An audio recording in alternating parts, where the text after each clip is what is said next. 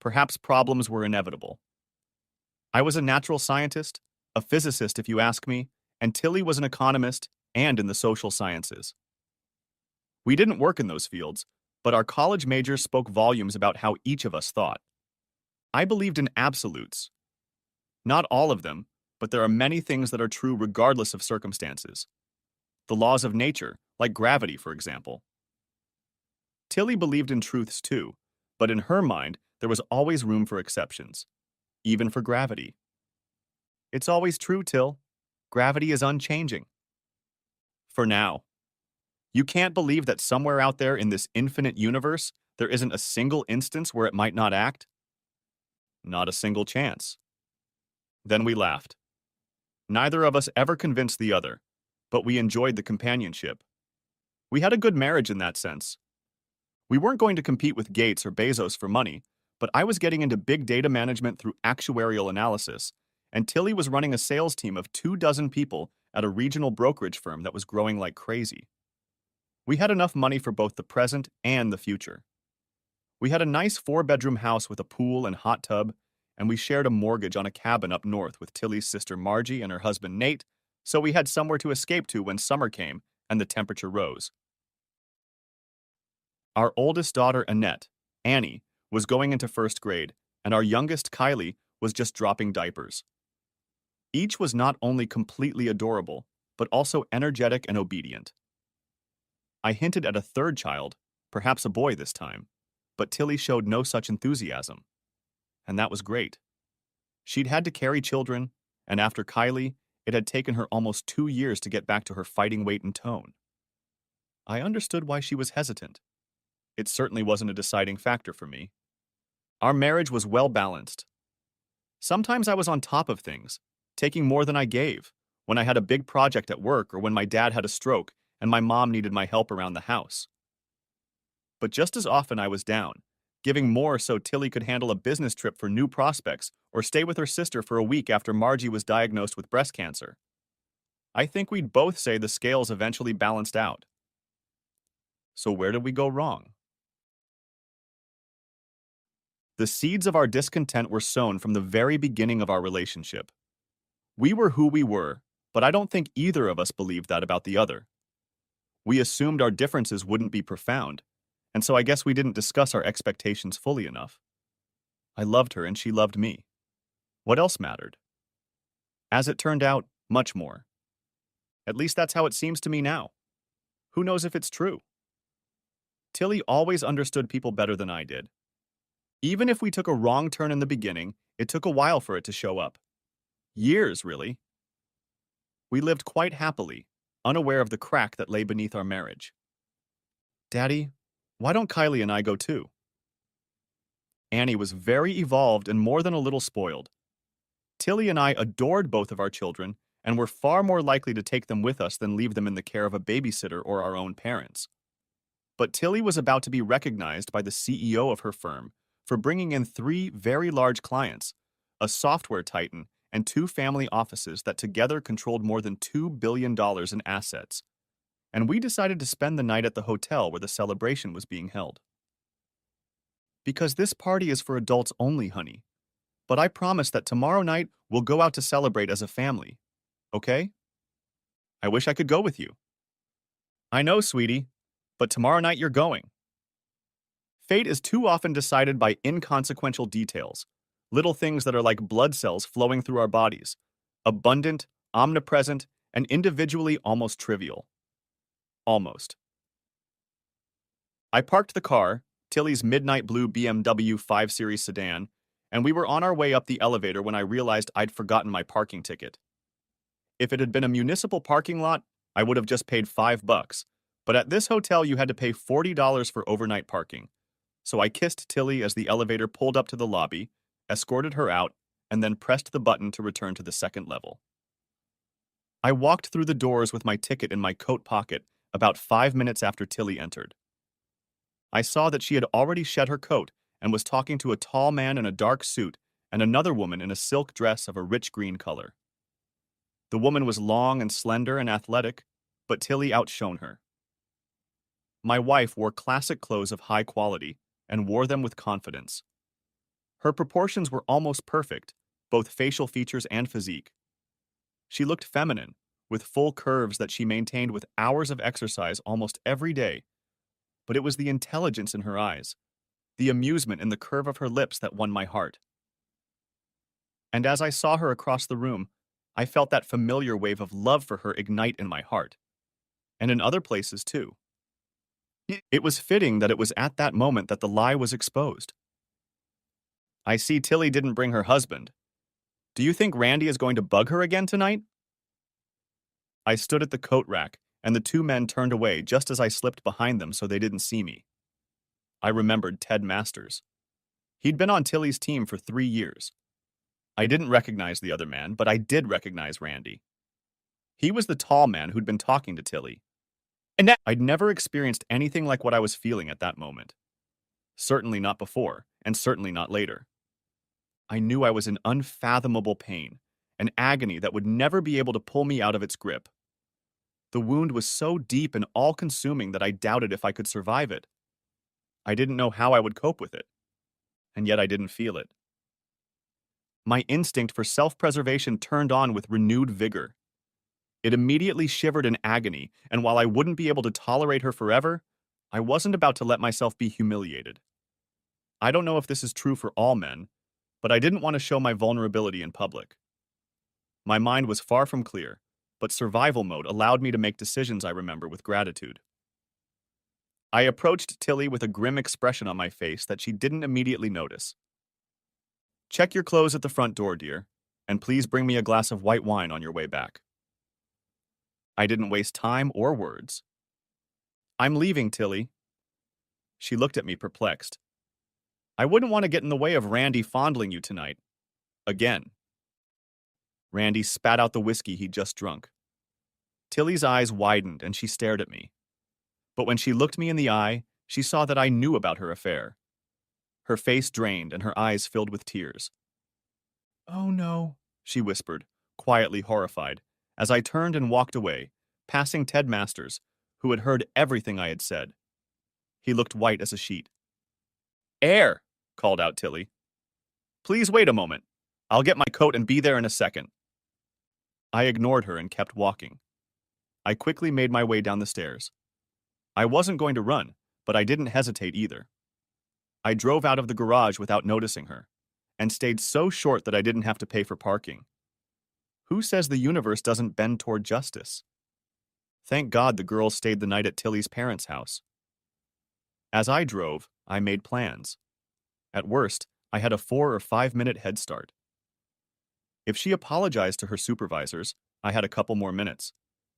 If she had to wait for a hitchhiker or cab, that could give me up to 10 more minutes. Anyway, I couldn't spend much time at home. Like any wounded animal, I wanted to get somewhere safe, somewhere where no one would see my suffering and shame for breaking me.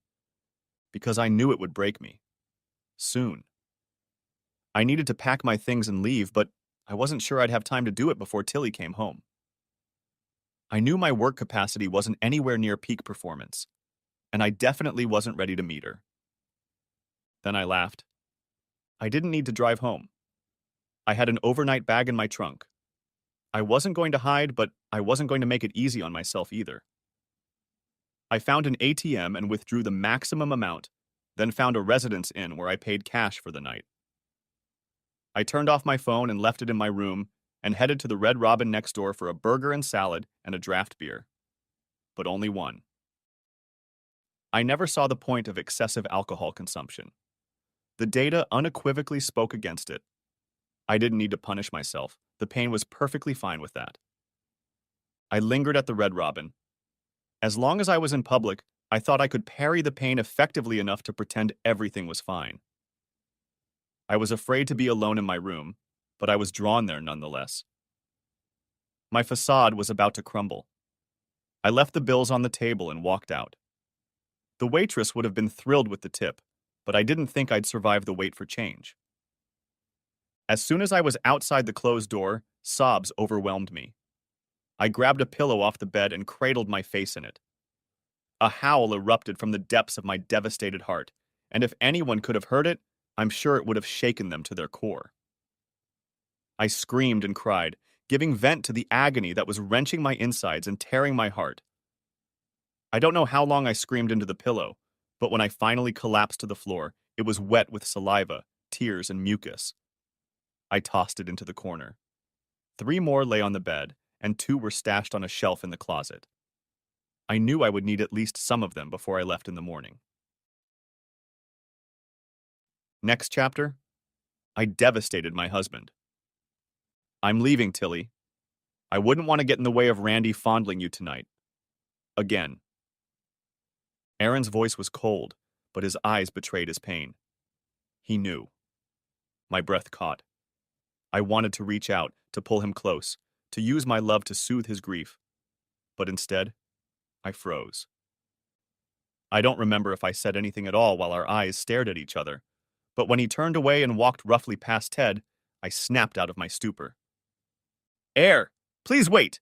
I'll get my coat and be with you in a second. He continued walking. I followed him.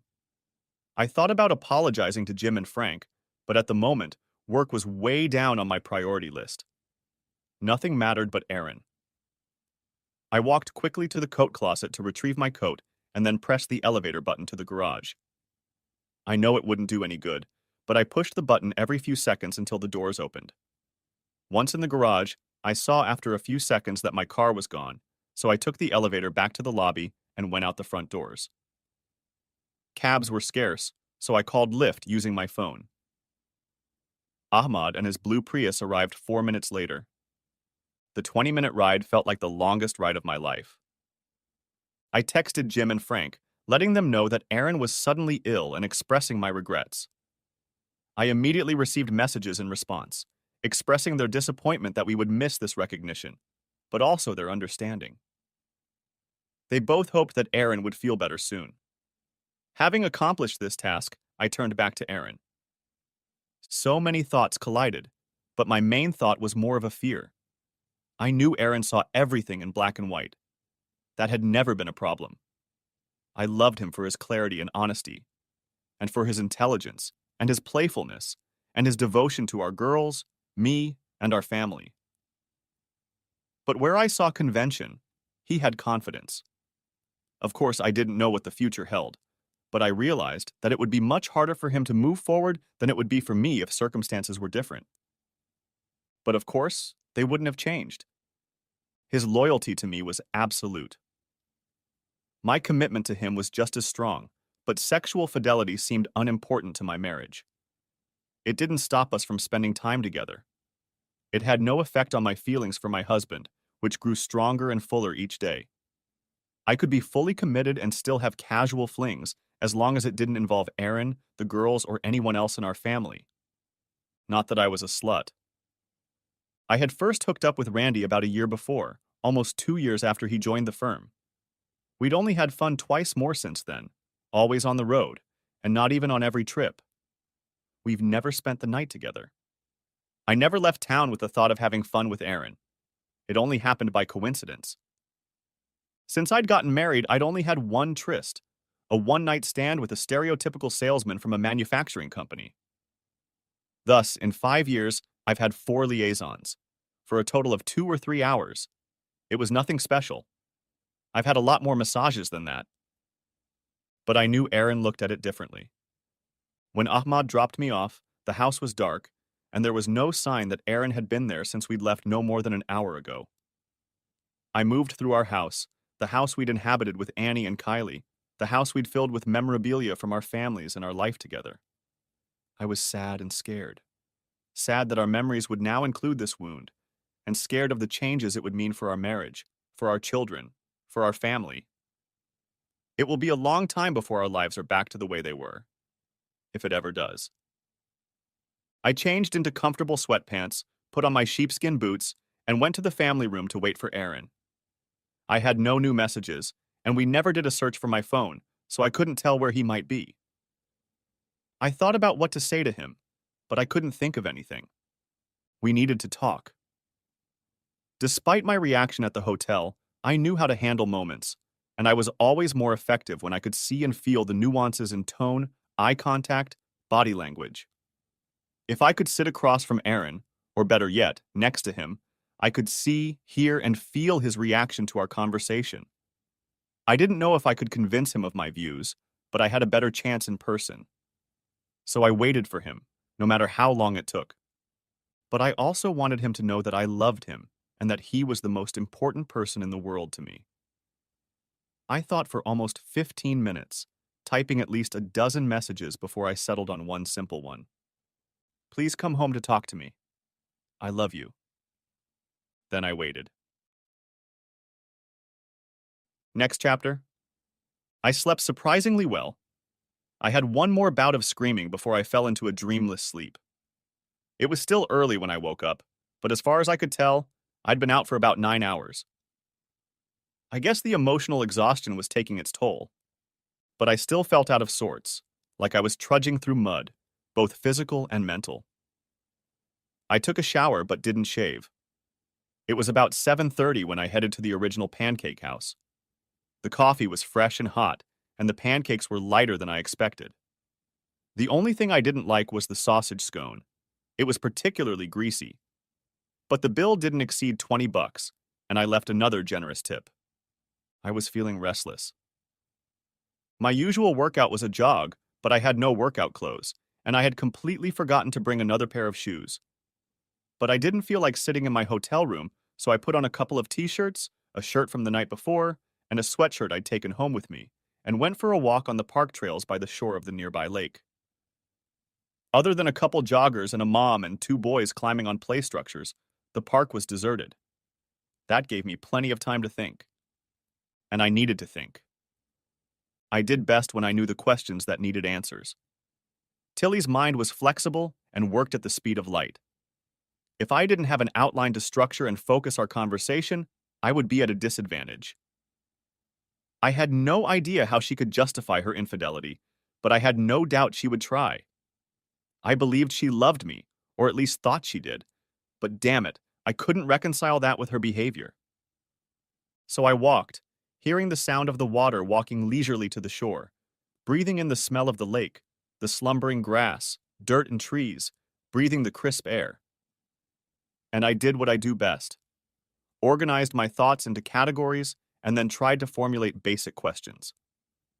I discarded the trivial, distracting, or unimportant and refined the questions that would hopefully give me the answers I needed. I organized the questions in my mind. I refined them, supplemented them with clarifying wording. And when I got back to my hotel room, I wrote them down. I hadn't planned to read them to Tilly, but writing down ideas always cemented them in my mind. First, why did she think she could cross her vows, her commitment to me? I didn't expect her answer to satisfy me, but I still wanted to understand. Second, was she putting my health at risk? If so, she was at best frivolous to me and at worst cavalier. Third, how often had she slept with Randy? And were there others? She could try to hide her answer, but she was fundamentally an honest person. She couldn't lie. And I was good at recognizing lies. Fourth, why Randy? Did she love him? Did she want a relationship with him? Did she want to keep having fun with him? Fifth, how did her coworkers know about their liaisons? Were they blatant? Were they spouses at work? Was the company culture rotten with infidelity? And finally, how did she think we should proceed?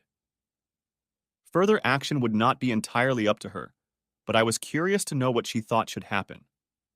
I knew I needed to meet with Tilly, and I knew it had to be today or tomorrow. My first priority was to protect the children, and that meant that until Tilly and I made up our minds, the girls would need to go home with both parents. I felt mentally prepared, but I was still nervous.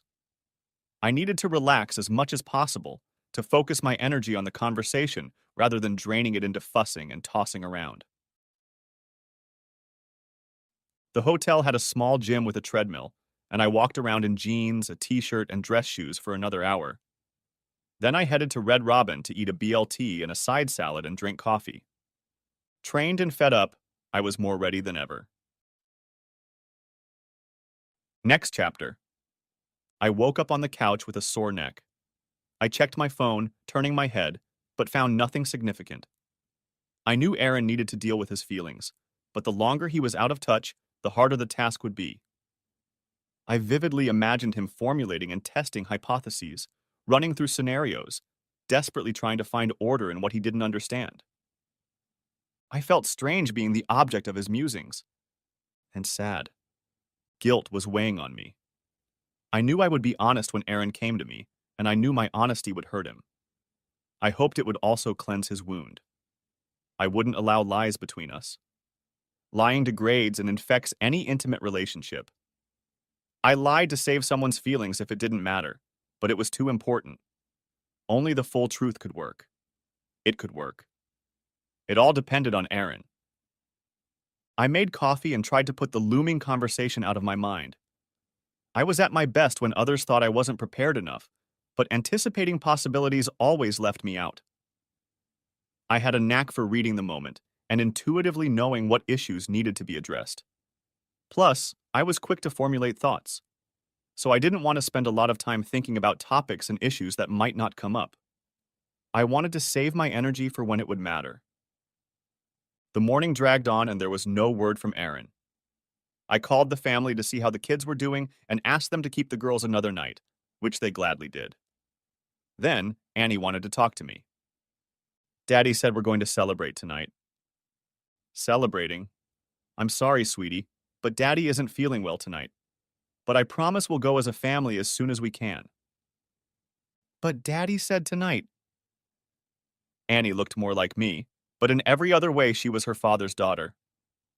I know, sweetie, but sometimes we have to change plans when things happen. We'll get out as soon as we can. The silence dragged on until Mom picked up the phone again. She chuckled. Someone's not happy at all. She has the same angry face as you. Thanks, Mom. If anyone can handle her, it's you. There's nothing that can't be solved with a couple cookies. Tell Aaron we hope he gets better soon. I will. Give Kylie a hug, too. I loaded the laundry into the washer and then cleaned up the kitchen. I didn't feel like doing anything I couldn't quit once Aaron got home. The problem was that there weren't enough small things to keep me busy, so I started obsessing over Aaron. I kept reminding myself that I couldn't know his reaction until I saw him, so hanging around him was useless, but with nothing else to occupy myself with, I kept doing it. I thought about taking a shower, but I wanted him to see me as soon as he walked through the door. He needed to know that he was the most important person in the world to me, now and always. It could drive me crazy, but waiting for him was a small punishment, so I did it. But really, it could drive me crazy. I hate idleness. With nothing else to help pass the time, I immersed myself in memories. Memories of Aaron and me. They always made me happy. Our first date, standard dinner and a movie. He suggested Italian food for dinner, a safe choice, and inside Louis Davis, a risky one. We shared a huge lasagna, and I took home his spaghetti carbonara. We learned that we both like the Coen brothers, though I consider Raising Arizona their best movie, and he was fascinated by Barton Fink. To be honest, I never liked Barton Fink. His proposal. We'd already talked about getting married, and he'd missed a couple great opportunities, Christmas and New Year's, but then he found the perfect way. It was a normal Thursday night. We were at his house, and he had made penne alla vodka, his usual date dinner. He had rented the movie Arrival, and when it was over, he brought our conversation to the movie's central question. If you knew you were going to be heartbroken at the end, would you still go through with it? The movie was about his daughter's illness, but his conversation centered on a failed marriage. Would you still have gotten married knowing it could end badly?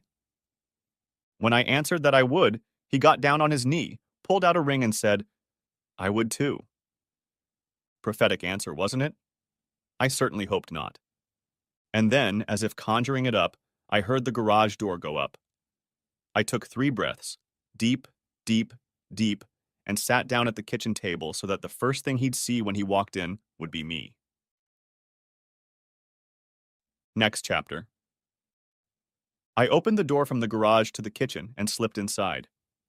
The first thing I saw was Tilly sitting at the kitchen table with a cup of coffee in front of her. She looked tense. It looked like I wasn't the only one suffering.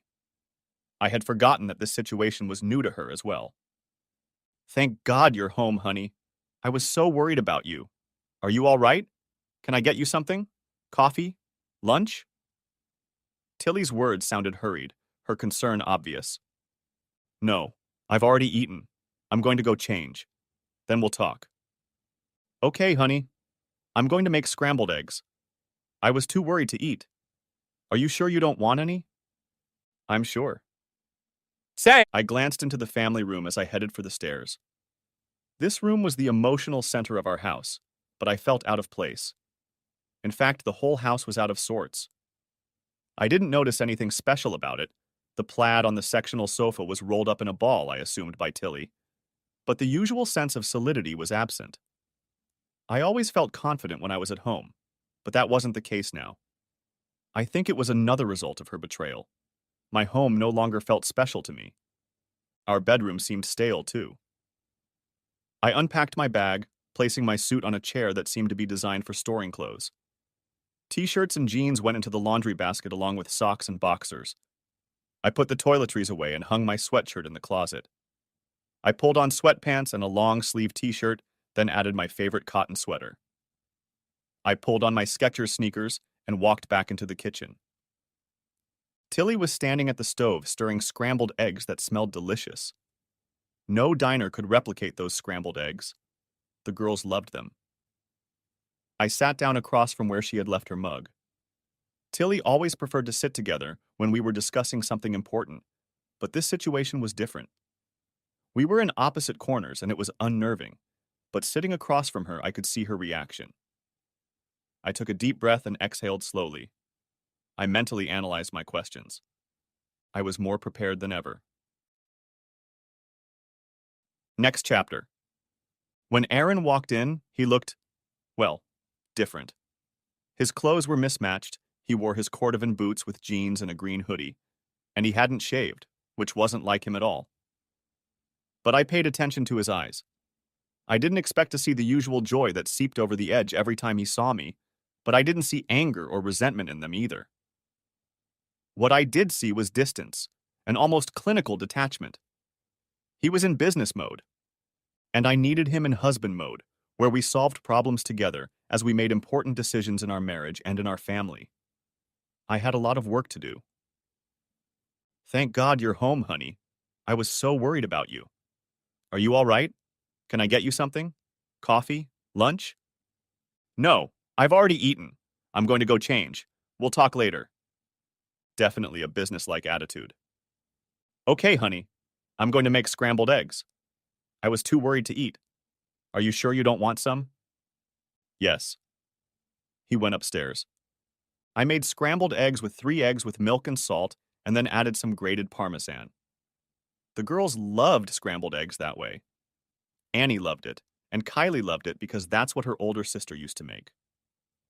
The scrambled eggs were slowly cooking when Aaron came back and sat down across from me. I heard him exhale slowly. This conversation was too important to start it this way. I needed him to relax, to sit next to me, to feel my love, to sense my sincerity. I don't want to do this in the kitchen, Aaron. I'll sing quickly and we can go to the family room. The family room held our pictures, the girls' toys, honeymoon souvenirs, and family gifts received from siblings and grandparents. It was our place of love, and he needed to feel that love. And so did I. Kitchen's fine. Shit. I couldn't argue with him. I didn't want to argue with him at all. We needed connections, not new rifts. But he wasn't making it easy.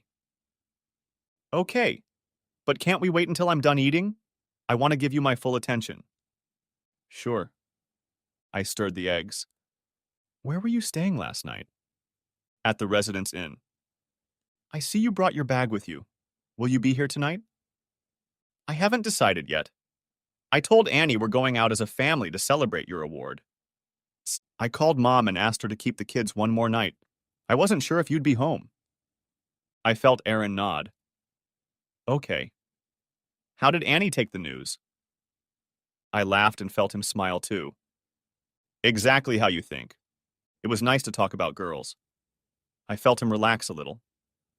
I set the scrambled eggs and sat down next to Aaron, which surprised him. Encouraged, I I touched his forearm. He flinched. I sighed. I'm sorry, Aaron. He shrugged. I ate quickly, not tasting the scrambled eggs. After putting my plate and fork in the dishwasher, I sipped my coffee and sat down next to him again. He pulled himself together and sat up a little straighter. In business mode. I have a few questions about your affair, Tilly. It wasn't an affair, dear. Call it whatever you want. I consider it an affair. Why did you do it? I can see how much I've hurt you with my actions, dear, and I will answer all your questions.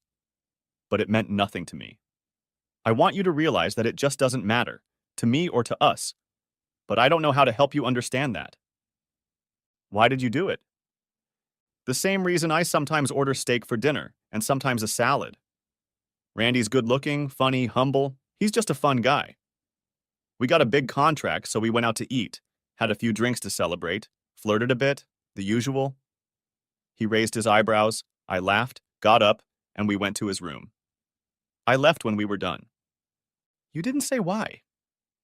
I did, but I realized it was our Gordian knot. Usually our different approaches complemented each other, which was an enviable strength that helped us no matter the topic. This time, they worked against us. We knew each other well from close quarters, but if we were going to get through this as a team, we needed to get in touch with each other's reality. I needed him to really see that Randy, and the salesman for that matter, was as much of a threat to our marriage as working out at the gym. I'm trying to help you realize that my time with Randy was insignificant.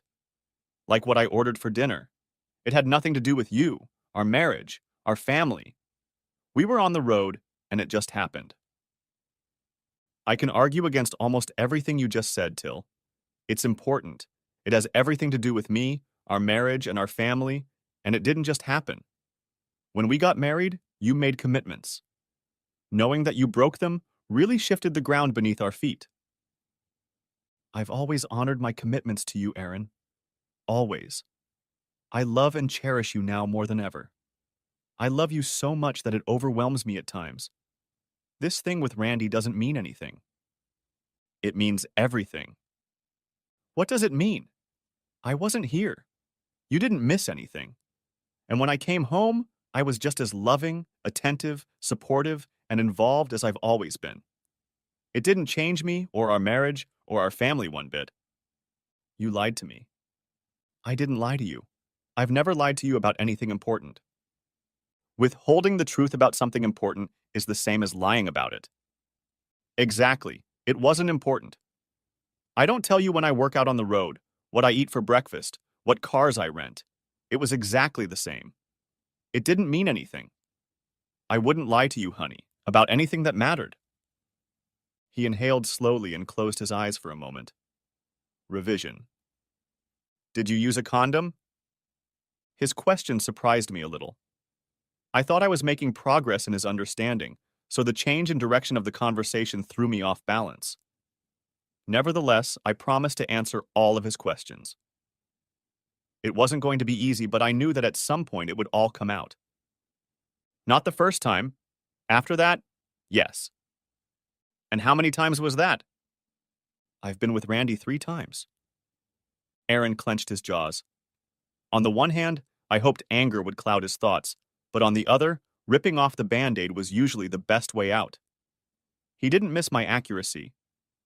Have you ever been with anyone else? Only with one man. Once. Years ago. I met him at a hotel and we started a relationship. With no one else but him and Randy. I see. He was furious. His eyes were dark and cold and his face tense. But now all my dirty laundry was out in the open. I just had to help him realize how little it mattered to everything we'd created together. Have you been tested for STDs? What, no? My first boyfriend and I used a condom, and Randy and I only used one once without one. So you've put my health at risk. No, honey, no. I'm sure Randy hasn't had anything. He hasn't been with anyone but his wife. What if he lied? What if she's having fun like you are? Ouch. I almost answered, but caught my tongue in time. I had hurt him, very badly. He was going to get his revenge. I sighed. I needed to be understanding, but it still hurt. I had an unprotected affair over a year ago, but I'll get tested if you want. It's the least you can do. Okay, I'll set it up. Anything to make you feel better. It's not likely to make me feel better, but it's one less thing to worry about. He frowned, then relaxed and nodded quickly. So you've had contact with Randy 3 times in the last year.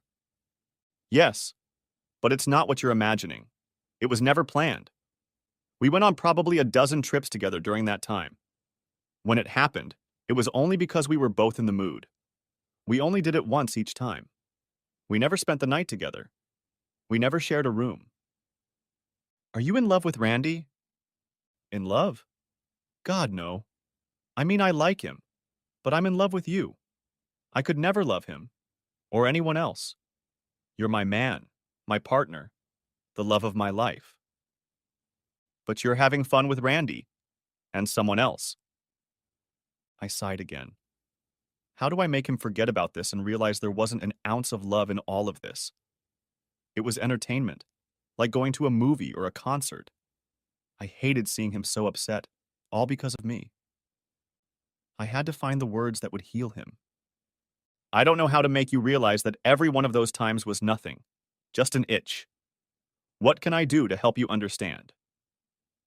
I understand. You think sex can be casual, no attachment, no emotion. Yes, you see that.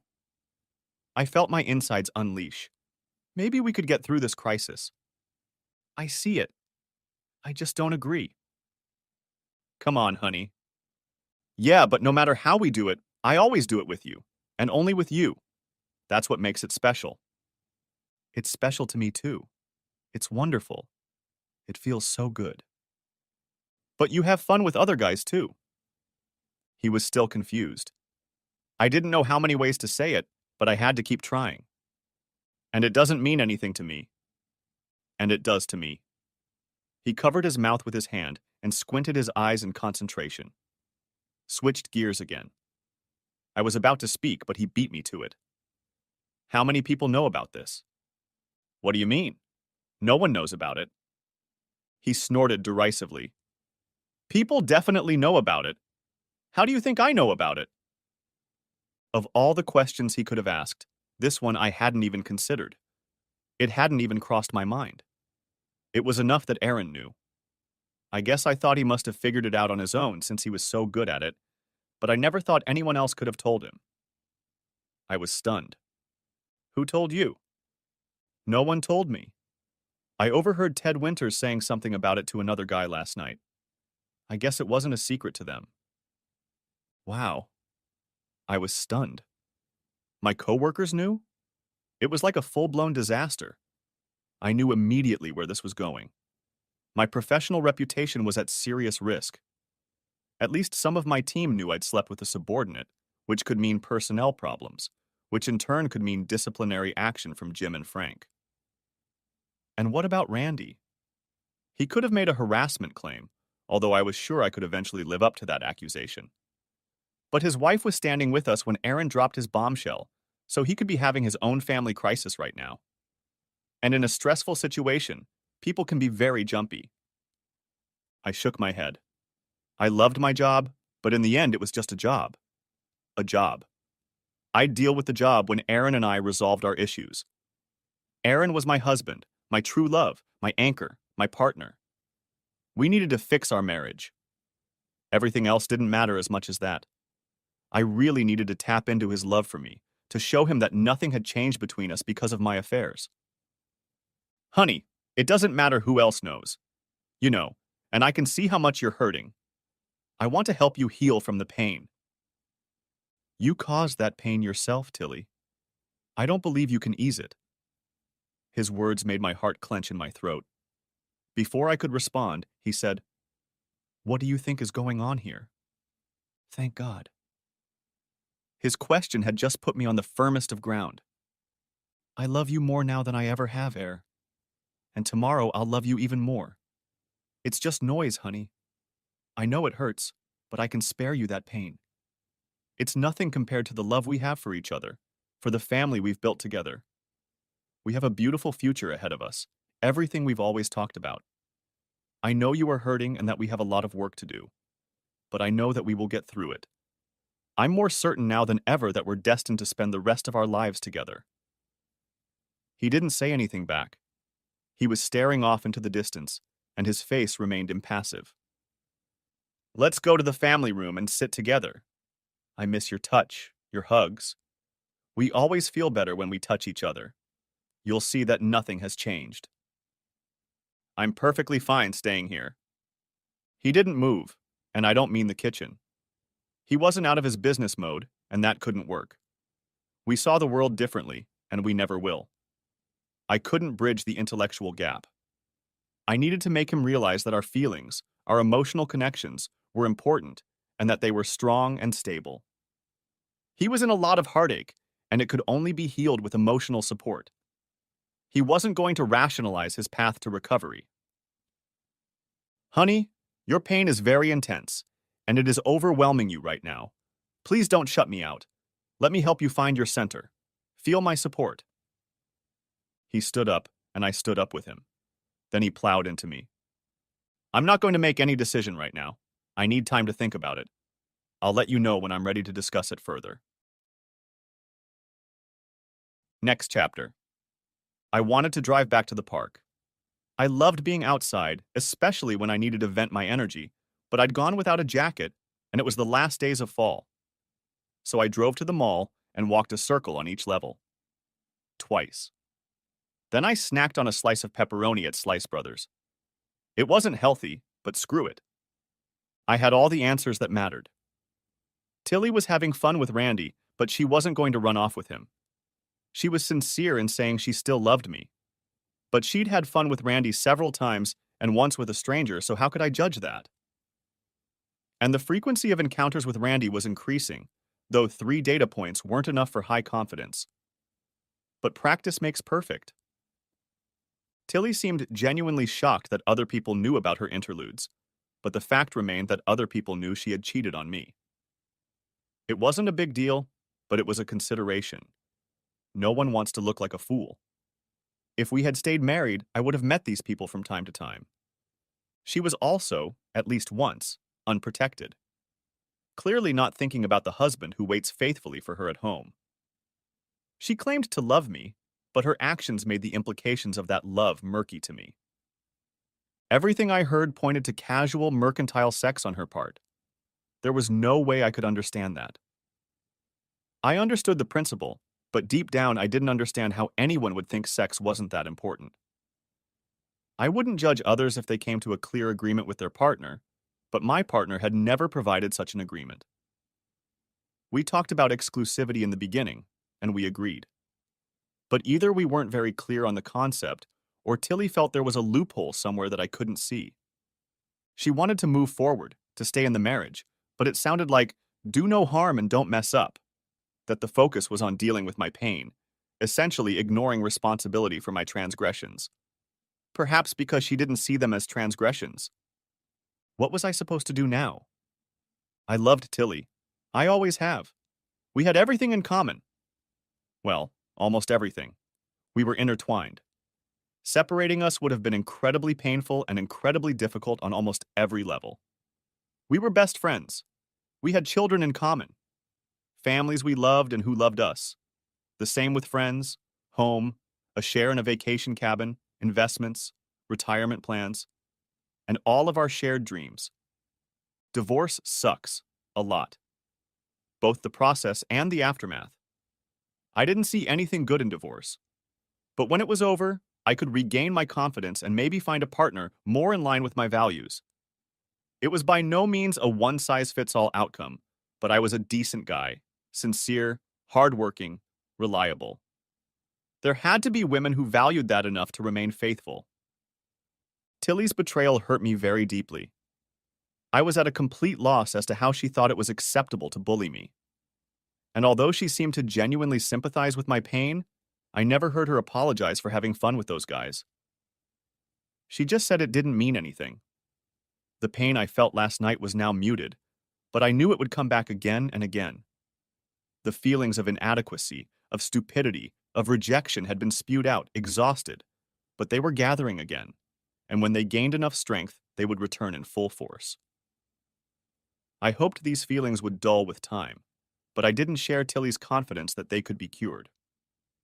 And I knew I would never trust her not to lose her way again. Trust. Every relationship is built on a foundation of trust. Will you do what you promise? We risk our time, our money, our feelings when we believe in someone, when we trust them. I trusted Tilly completely. I honored my commitments to her.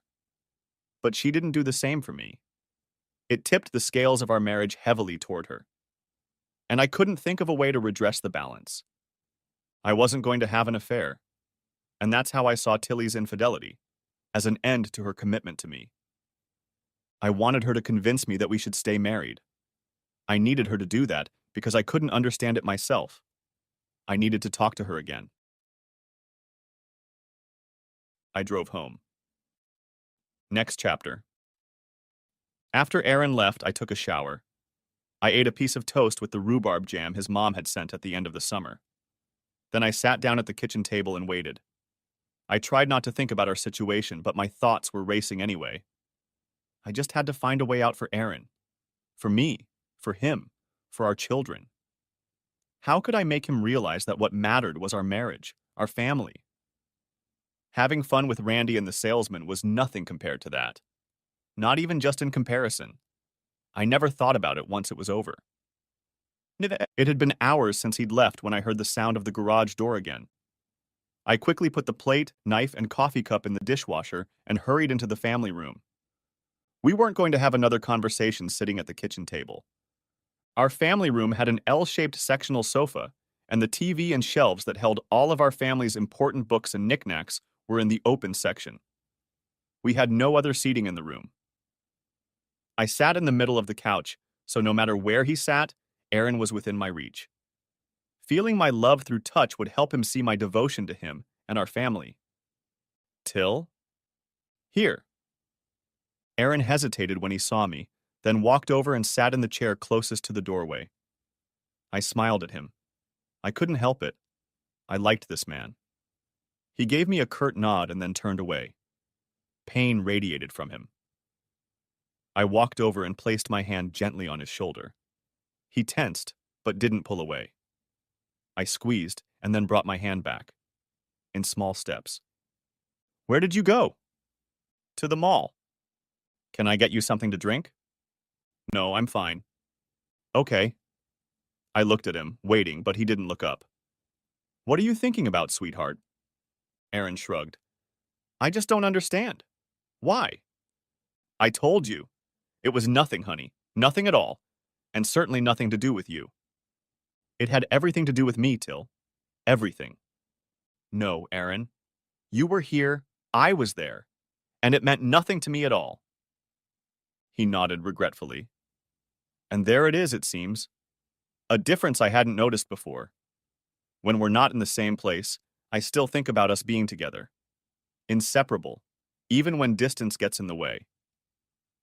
And what's the point of that, sweetheart? We can't be inseparable when we're not together. I smiled at him. I thought literalism was your thing. Are you kidding? Teasing had always been our way of brightening the mood, but we were much further apart than I feared. That realization shook me. I'm sorry. I don't know what to do here, Air. I don't know how to show you how unimportant any of this is. I feel like our marriage is in jeopardy. I can see that you're hurting, and I'm hurt. But I don't know what to say to make it better. Why did you do that? He was so wrapped up in this that he couldn't hear what I was saying. So I repeated. I told you, honey. The circumstances were right, and it just happened. It doesn't mean anything. Aaron sighed, and it seemed to release all his energy. He usually sat up straight, but now he just went limp. It doesn't mean anything to you. But to me, it means a hell of a lot. Why? I almost shouted in annoyance. It doesn't concern you at all. If you hadn't heard Ted say something last night, you'd still be happy in our marriage, right? He shrugged. Yeah, I would have been. You know I would. And I'm still the same woman. Still your wife. Still devoted to your happiness and our family? I'm exactly the same as I was yesterday when you were happy with me. I don't understand how you can't see that. And I don't understand how you can't realize that while you may be the same woman you were yesterday, I thought you were the same woman I married before you had fun with anyone but me. You promised to be exclusive, Till, and you weren't. You promised. But I was. I've never loved anyone but you, Aaron. Never. It was like that when we met, when we were engaged, when we got married. Every day since I met you, I haven't loved anyone else. I thought our conversation was finally getting on track, but Aaron looked more and more sad. He nodded, but it was a resigned nod.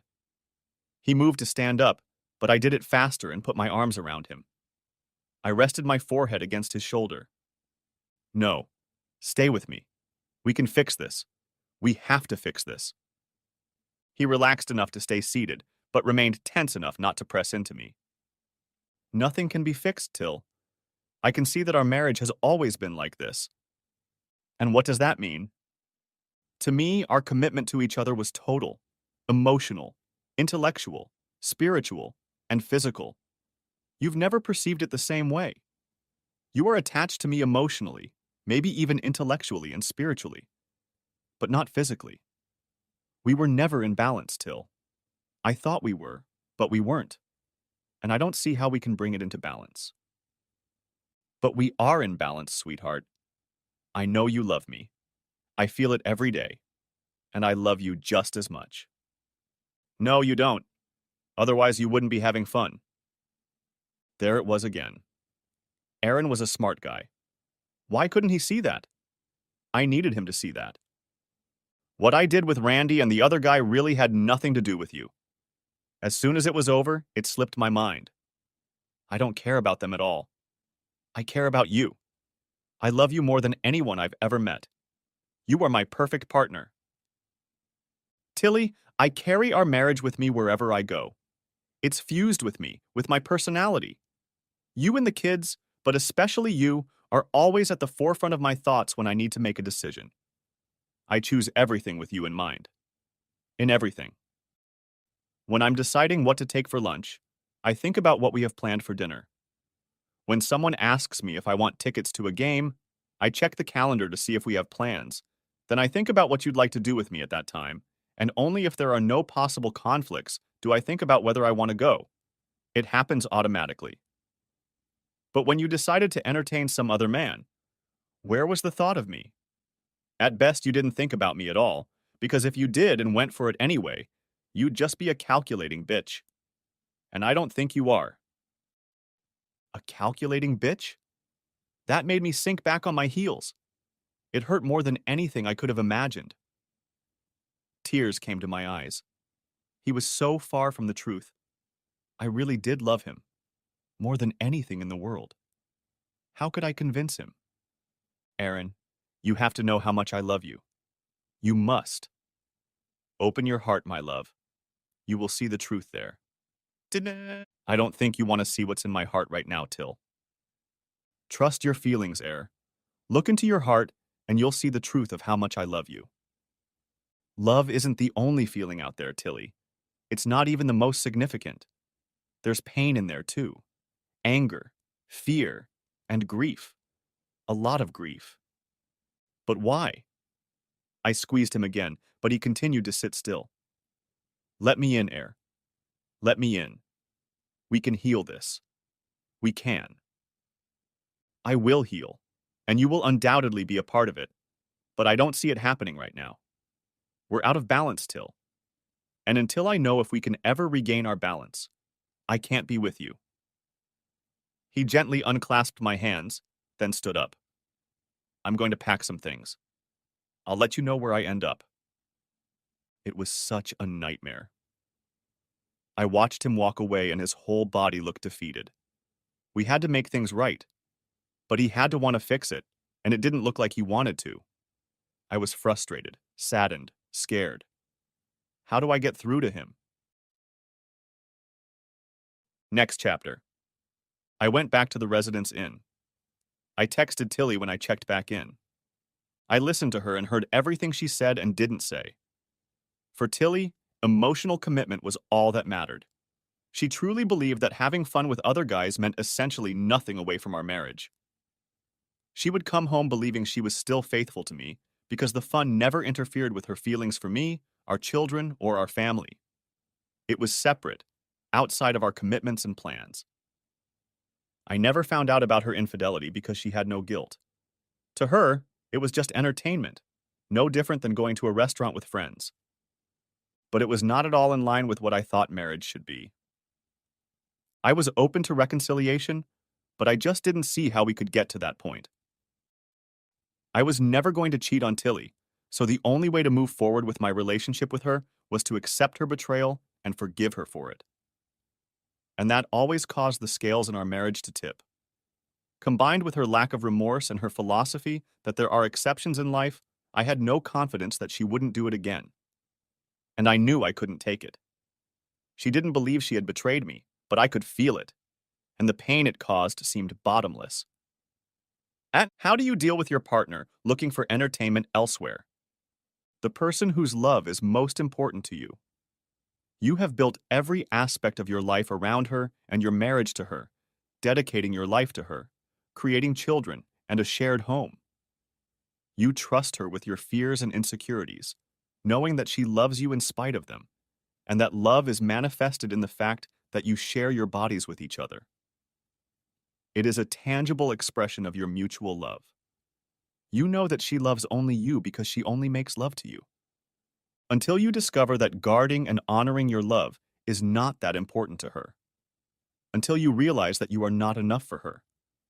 Until you find out that she is not willing to sacrifice a fleeting feeling for the sake of your marriage. The gap between your expectations and her behavior is huge, and the pain that gap gives birth to is proportionately huge. I screamed into my pillow again that night about my emotional agony, and for many nights that followed. It was the only way to let it out, and it exhausted me to the point of exhaustion. I talked to my boss and explained in general terms that my marriage seemed to be coming to an end and that I needed time to cope. Maxine was always sympathetic, and this time was no different. She simply asked me to look after the emails while I did what I needed to do. We went out with the girls to celebrate Tilly's promotion, and the excitement of the kids helped us keep dinner light and mostly normal. We got home together, and Tilly and I did our usual nightly preparations with the girls. When they had settled into bed, read to each other, and kissed a few times, I got my coat. "When are you coming home, Air?" "I don't know." "I miss you." "Yeah, you too." "Can we talk about this?" "I don't think we have anything to say." "I know what you're thinking. Now I just need to figure out what I think." "Let's go home, honey. Let me talk it over with you, like we always do. You know we make a great team." "It won't work this time, Till." I did come to the house after work every night and morning of my days to get the girls ready. We wanted to keep things as normal as possible for as long as possible. Weekends were more difficult, but we managed. I would arrive before Annie and Kylie woke up. They no longer gave us surprises in bed, but since everything else was constant for them, they didn't seem to notice. I felt myself drifting away from Tilly, and she felt it too. She begged me to come home, tried to convince me that we could go on living together like we used to. Finally, one night when we had put the girls to bed, she surprised me. "Let's go to counseling, honey. We're stuck, and we need help. Otherwise, I'm afraid you'll just leave us for good." I found it interesting that she thought it was as if I was leaving her, even though I felt she had never put as much into our marriage as I had. My second thought was that our dissimilar views were a great reason to try therapy. She found a counselor, and after a cursory review of online reviews and her credentials, I agreed. Pratishta Bhandari was an earthy woman, busty but with bright and active eyes and a soothing voice that had just a hint of an accent. Her manner was not straightforward. She took the time to ascertain our thoughts and feelings about this or that matter under discussion, but did not hesitate to ask questions that penetrated to the heart of the matter when the main work was done. And she was very articulate and precise in her expressions, especially where emotions were concerned. Toward the end of the second session, Pratishta brought us to the stumbling block. We talked about our history together and what I had recently learned about Tilly's infidelity. There were no surprises for either of us, but Pratishta had already begun to draw out the contours of our marriage in her mind. Please correct me if I am wrong, but it seems that you, Tilly, consider your promises to Aaron intact because having fun with other men has not affected your emotional attachment to him. Tilly nodded and smiled. Yes. And you, Aaron, think she betrayed those promises because to you, they included physical fidelity, not just emotional fidelity. Yes. And Tilly, you don't think you need forgiveness because you don't think you've done anything you need to be forgiven for. Tilly frowned. No, I hurt Aaron, and I feel bad about it. I want him to forgive me for hurting him. So you regret doing it with other men because it hurt Aaron? Exactly. I regret it very much. I never meant to hurt my husband. Aaron, what do you think about what Tilly is saying? I know she regrets hurting me. She's not a monster. She knows she hurt me. Severe pain. And she's made it clear that she's sorry for my pain. But she has never apologized for the actions that created that pain because she doesn't think they were wrong. That's not true, exclaimed Tilly. I do apologize for them. I didn't mean to hurt you. Tilly, it's Aaron's turn to share what he thinks and feels. You'll get your chance too. No, I'm done. She only regrets them because they hurt me. She doesn't see them as a betrayal per se. I do. And that tells me she might do it again. I don't know if I can live through that pain now. It would kill me to face it again. But I wouldn't. Tilly, you are who you are. A wonderful, intelligent, warm-hearted woman. But you believe in exceptions, exceptions, exceptions. No absolutes, right? But for me, it's a hard absolute. And it always has been, which is why it hurts me so much to know that you don't believe in our marriage as much as I do. And if I have to defend myself against you, then it's not the marriage I want.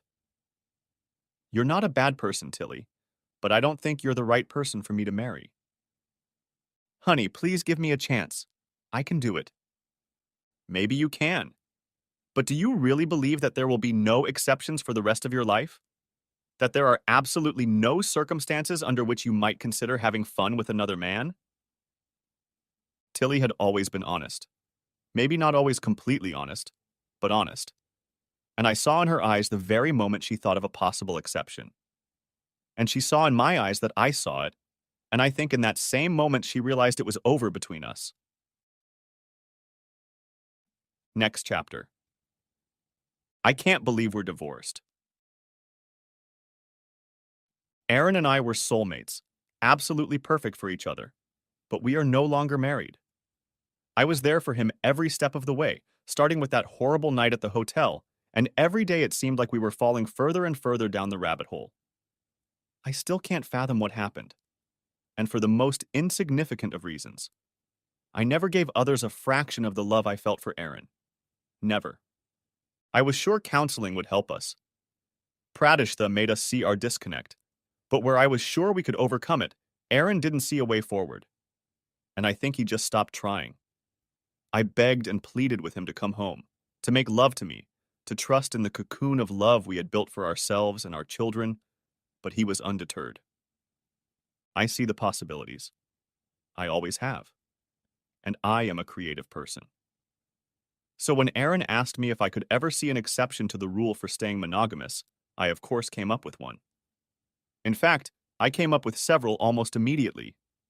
Being stranded after a plane crash, being forced to save Annie, Kylie, or Aaron's life, a couple swap with Aaron's consent, and perhaps the occasional stroke of thunder. I'm sure I could have come up with more. But these were exceptions. The likelihood of them happening was, by definition, extremely low. I tried to explain this. But the probability is not zero, Till. And with the addition of each possible exception, the overall risk of you entertaining someone else again increases. I can't live with that hanging over our marriage. I can't. You've drained me, Tilly. I don't have the reserves to survive another blow. And he, in turn, devastated me. I was depressed for months after he filed for divorce, but I had to put on pants every day to support our girls and win clients for our firm. I didn't have the opportunity to mope, and since I'm a proponent of the fake it till you make it approach to problems, I put on my best face every day. But nights alone in my bed were hard, and when the girls were at Aaron's, we shared custody, splitting the weeks between us. I ate many pints of mint chocolate chip ice cream and cried. A lot. Aaron wasn't any easier. I knew him so well and saw his deep sadness. His cheerful, casual demeanor evaporated, and he looked so pensive and even lost when he wasn't talking to someone. But no matter how often I begged him to come home, he didn't. Eventually, I realized that he had to come back to me on his own. Anything I could say wouldn't change anything. And maybe that's when I realized how much I had hurt him. He always looked to me for advice. He trusted my judgment. At least he used to. Now he didn't. By the time I was ready to date, Randy was gone. He was divorced, too. His wife Trish heard Aaron very clearly that night. Randy was caught off guard, and he wasn't able to present the news in a way that helped him. His divorce was much less successful than ours. Aaron and I had parted amicably and maintained our friendship for the sake of the children, but Trish had turned on Randy with fierce rage. They had young children too, but she got custody, and he got the bill. He left our firm when a competitor had a sales manager position open, but he had to move to Chicago to do so. I felt as sorry for him as I did for myself. The entertainment wasn't worth the price, but I wondered why he was so expensive for all concerned. I didn't have to face any repercussions at work. I told Jim and Frank a simplified version of the reason for my divorce and assured them that I would no longer put the firm at risk. They let me know they were disappointed, but I was a source of income for them, and I'm sure they looked the other way not only because of that, but because of the favor they felt for me. I started dating about a year after my divorce was finalized. Men started asking me out as soon as my impending divorce became known, but it took just as long before I was ready to accept that my marriage was probably over. I felt very lonely, and so I took another dip in the pool, agreeing to dates with several different men. I didn't sleep with any of them. I kept hoping that Aaron would come back, and I wanted to be able to tell him that I had been faithful. The irony didn't escape me. I wasn't faithful when we were married, but I was faithful when it was over. After another year of separation, it seemed that Aaron had found the center of his life. I didn't know if he was dating anyone. We didn't discuss dating, and although I never asked the girls directly, there were no women in their memories of spending time with Aaron. But when we did see each other, he seemed relaxed, and if he didn't seem completely happy, he at least seemed content. By then, I had given up hope of us being together, and it helped that I was open to other people. That led me to Bob. We met through work. He had a family office and I sold him our services. I took him out to dinner to celebrate the sale, and then he took me out to dinner to talk more personally. He had been a widower for 4 years, about 10 years older than me, and he had no children. He wasn't against them. His wife couldn't conceive a child. He grieved for 2 years and then gradually opened his heart. I was able to empathize with him. Bob basically healed me. I will always have a scar from Aaron's rejection, but Bob was gentle, caring, and funny. He wasn't handsome. He was plain, not large or small, not particularly noticeable, but his heart was big and warm, and it just enveloped me. He also saw everything in shades of gray and said he couldn't imagine how a perfect marriage could be ruined by a couple episodes of meaningless entertainment. I didn't know how I would feel if Aaron was the first of us to start living with a new partner, so I was very nervous before I told him that Bob and I would be living together. However, our conversation was anticlimactic. Aaron was magnanimous. "I'm glad you found someone, Till." He smiled at me, genuinely pleased. "You've always had great taste in partners, so I'm sure he's a good man." I couldn't help myself. I pounced on him and hugged him, but he tensed in my embrace. I sighed. He would never let go of the pain I had caused him. Bob and I bought a 4-bedroom house not far from where Aaron and I lived. We wanted a fresh start. During and after the divorce, I stayed in our old house so the kids would have as quiet a life as possible, and Aaron bought a 3-bedroom condo nearby in the same school district. The kids had almost no trouble fitting Bob into our lives. I think mostly because he was so malleable and because Annie was still a couple years away from teenage rebellion. I still think about Aaron often. I want him to be happy. I hope that one day he will be happy. I try not to dwell on what could have been, if only. If only he was more flexible. If only he had been more open. If only he'd let me help him heal from his pain. But then he probably wouldn't be Aaron, my perfect partner. My almost perfect partner. Next chapter. I'd met Bob, but I'd never talked to him beyond simple pleasantries when I picked up or dropped off the girls. He seemed like a decent guy, maybe a little boring, which, from what I could tell, was a little rich. I was at his house, his and Tilly's, for Kylie's 8th birthday party, and we were the only two men there. Tilly and a few other moms were racing a dozen or so berserk girls around the yard, and neither they nor the kids needed two older guys, so we sat in camping chairs on the patio and watched the madness. We had already recounted the twins' failures, assessed the Vikings' chances, lamented last week's hot weather, and that was the end of harmless topics of conversation. We were quiet for a minute or two, sipping Molson, when Bob spoke up. I don't want to put you on the spot, Aaron, but how could you let Tilly get away? I mean, look at her. She's beautiful, smart, funny. She's a great mom, an amazing cook, and an incredible lover. She's the complete package. In the years since the dissolution of our marriage, I have given this a lot of thought. He was right in his observations. Tilly was an impressive woman. She also gutted me, and it took me several years of therapy to realize that I was better off without the doubts she brought into my life. A partner is supposed to make things easier, smoother, lift you up. Doubt in a partner is insidious. It poisons every moment, adding stress rather than relieving it. I couldn't live with it, and my grief over the loss of my marriage kept me from realizing this truth for a while. But when I realized it, I felt so at peace. I shrugged. We just weren't right for each other. I like to think I would have fought to keep a woman like that, not cast her aside. I hope you never have to do that, Bob. He shook his head. He didn't understand anything either. I smiled and sipped my beer. They were better suited for each other than Tilly and me? That thought didn't bother me. I was done with Tilly and I was glad she was done with me. Despite the pain I felt over her betrayal, I didn't want her to suffer. She didn't want to hurt me. She just wasn't the right partner for me. Besides, I had a secret. I had met Deirdre, Dee, about 9 months before. After my divorce, I'd taken up self-improvement, taking cooking classes, joining a book club, and buying a road bike for cycling. Dee and I met on a group ride and rode at about the same pace, so we spent most of the ride together. We sat next to each other over the cup of coffee that we ended each ride with, and 2 weeks later, we did it again. She was witty and knowledgeable about many things that interested me as well, so the following Sunday I took her out for a walk through an art museum and then lunch. That led to dinners, movies, and, after 5 date nights, that very night. Dee worked as a project manager for Verizon, had been divorced for 6 years and had a 10-year-old daughter, which put Nadine between Annie and Kylie. Tall and slender, Dee was usually brimming with playful energy, but when something needed to be done, she was all business. As you'd expect from a project manager who was basically a single mom, her ex left Nadine every weekend, she was very organized and a bit bossy.